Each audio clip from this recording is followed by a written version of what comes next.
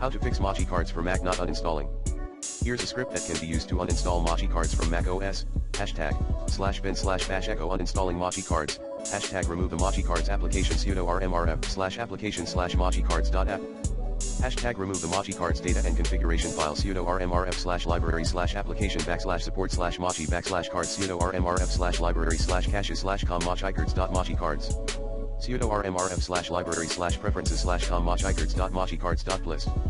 Echo Mochi Cards has been uninstalled. To use the script, simply save it as a file with a .sh extension, e.g. uninstall_mochi_cards.sh, make it executable with the command mod +x uninstall_mochi_cards.sh, and then run it with the command /uninstall_mochi_cards.sh from the terminal. Note that you may need to enter your administrator password to complete the uninstallation process. For starters, use the recommended Clean My Mac X in this video guide.